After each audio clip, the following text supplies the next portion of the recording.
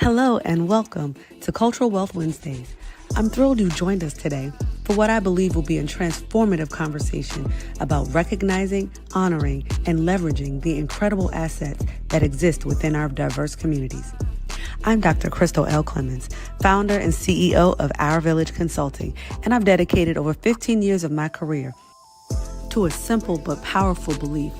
Every student, every family, and every community possesses incredible wealth that, when recognized and cultivated, can transform educational outcomes. As someone who has spent my career in school counseling and counselor education, I've witnessed firsthand how traditional deficit-based thinking can limit our vision of what's possible. But I've also seen the magic that happens when we shift our perspective to recognize the cultural wealth that surrounds us every day. Cultural Wealth Wednesdays is our weekly space to explore, celebrate, and learn how to leverage the diverse forms of capital that exist in our communities, what researcher Terry Yasso calls community cultural wealth. We're talking about the aspirational capital that drives families to dream big for their children, the linguistic capital found in multilingual households, the familial capital that creates strong support networks, the social capital built through community connections, the navigational capital that helps families persist through challenges, and the resistant capital that emerges from communities advocating for change. Each Wednesday, we'll dive deep into practical strategies for identifying cultural wealth in your school or community, building authentic partnerships that honor diverse perspectives, creating programming that builds on existing community assets, challenging systems that perpetuate deficit thinking, and developing your own cultural competence as an educator or leader. Cultural Wealth Wednesdays isn't just about changing how we think. It's about changing how we act. It's about building the kind of inclusive, asset-based educational communities where every child can thrive. So let's begin this journey together. Let's challenge ourselves to see wealth where others might see deficits. Let's build bridges where others might see barriers. Let's create the villages our children deserve.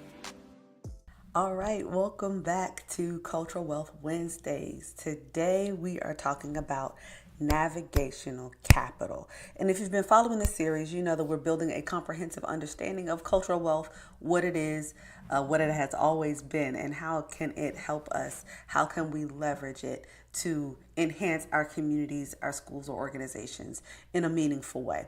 So again, today's focus might be really salient for a lot of leaders because today, again, we're talking about navigational capital, and we're discussing how to recognize, honor, and leverage the institutional navigational skills that partners develop to survive and thrive in complex systems and situations. So navigational capital refers to the skills people develop to maneuver through social institutions that weren't created with their communities in mind.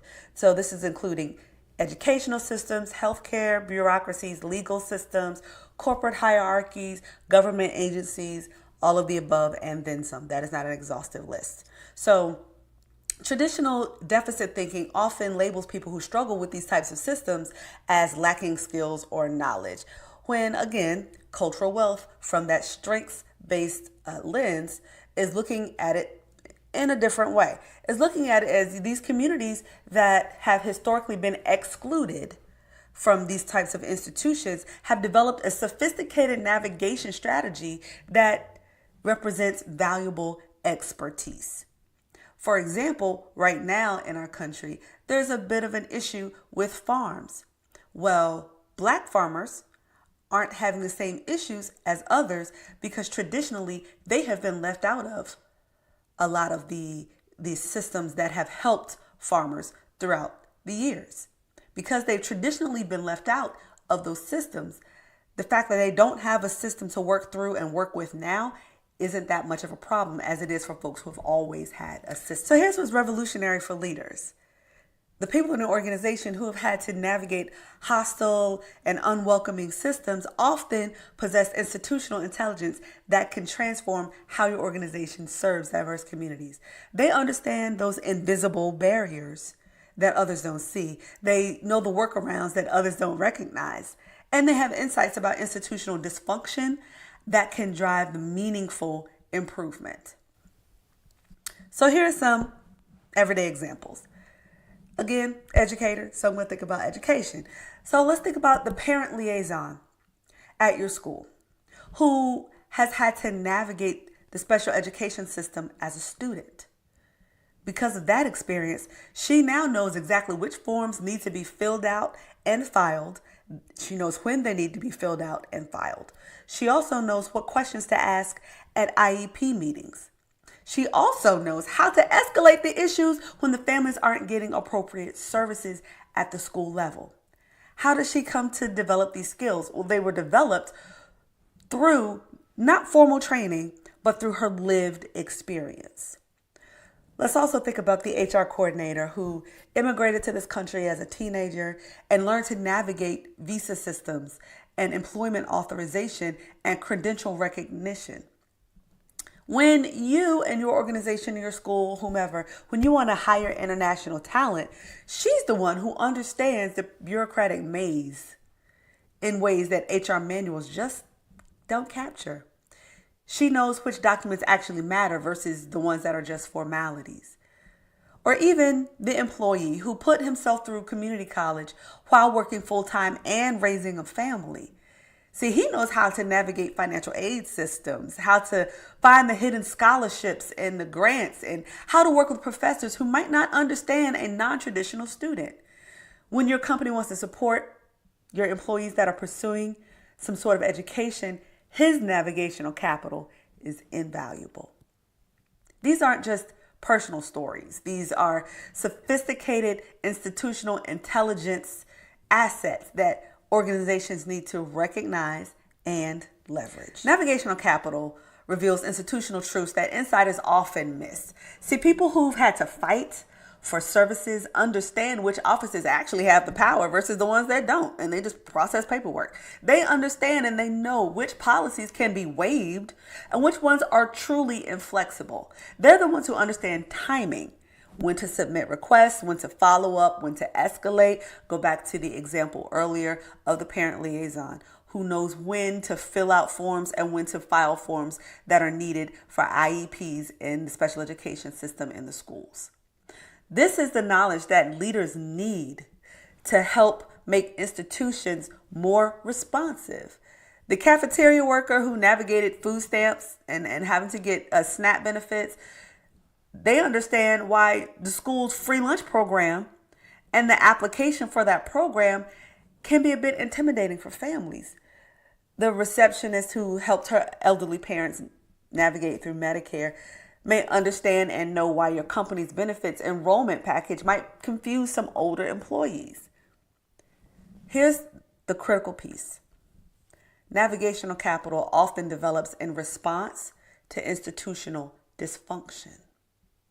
So when someone has a sophisticated navigation strategy, it often means your system is harder to navigate than it should be.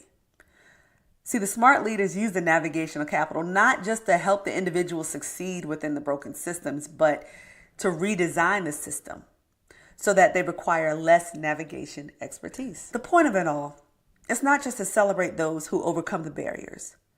The point is to remove the barriers while still honoring the expertise that those folks developed while navigating those barriers. So how do we leverage navigational capital as cultural wealth? First, we have to identify the navigation experts within your organization. Who are the folks that others naturally turn to for help navigating the systems? They're the informal navigators that are the cultural wealth assets. Create formal pathways for sharing navigational knowledge. This could be in the form of a peer mentoring program where those folks who are experienced can help the newcomers, or documentation projects that capture the institutional navigational wisdom, or even advisory roles where your navigation experts can help inform policy decisions. So here's an example. When you're revising your enrollment process, include the office staff who actually help the families complete the forms. They know which questions confuse people, which documentation requirements create unnecessary barriers, and which steps could be simplified. See, their navigational capital should inform the institutional design, not just help people overcome poor design. Develop what I call navigation transparency initiatives. Make implicit institutional rules explicit. Create guides that explain not just formal procedures, but practical navigation strategies. When you have employees who know how to actually get things done in your place, you have to capture that and share it systematically.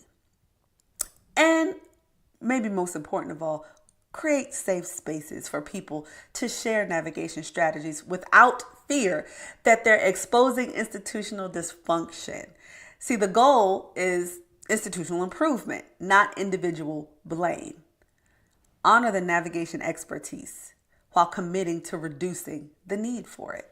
So here is where navigational capital becomes transformative. When you systematically gather insights from people with sophisticated navigation skills, you develop an institutional change roadmap based on actual user experience and expertise rather than administrative assumptions.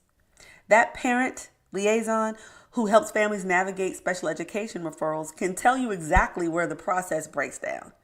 The facilities manager who navigated immigration systems understands which employment policies create unnecessary anxiety for immigrant workers. The academic advisor who is a first-generation college student knows which hidden rules prevent similar students from accessing support services. This cultural wealth approach flips traditional institutional improvement. Instead of administrators designing systems and then wondering why they don't work for everybody, you start with navigation expertise from people who have actually had to maneuver through barriers. But remember, leveraging navigational capital requires honoring the people who possess it. This means creating formal roles, providing adequate compensation, and giving actual decision-making authority to navigation experts. Cultural wealth isn't just about extracting knowledge from marginalized communities. It's about shifting the institutional power to recognize expertise wherever it exists. But you should also be prepared for navigational capital to expose the institutional dysfunction. When someone explains all the workarounds they've developed, they're essentially documenting system failures. Effective leaders don't get defensive. They get to work fixing the system. All right, so here is the Cultural Wealth Wednesday challenge for today. Identify 3 people in your organization who have sophisticated institutional navigational skills. That could be anybody from a teacher, a secretary, a cafeteria worker. If you're in other organizations, it could be a customer. It could be a parent. But identify 3 people in your organization who have sophisticated institutional navigation skills. Schedule conversations to learn what they know about system barriers, institutional dysfunction, and practical workarounds. Use their navigational capital to inform institutional improvement. Don't forget to hit that subscribe, hit the notification bell for Cultural Wealth Wednesdays. And in the comments, I want you to share one example of navigational capital you've witnessed or developed yourself. Let's build a community of leaders who recognize navigation expertise as institutional intelligence.